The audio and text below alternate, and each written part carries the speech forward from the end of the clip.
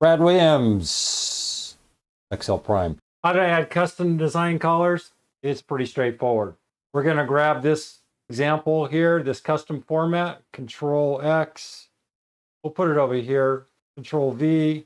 All we're going to do is the same thing we've done in the previous example. We're going to highlight this cell. We're just going to hit copy. We're going to hit escape. Go to these two examples here, Control 1, custom. We're just going to paste this example right under type, Control V, hit enter. If it's positive, the number turns blue. If it's negative, it turns red.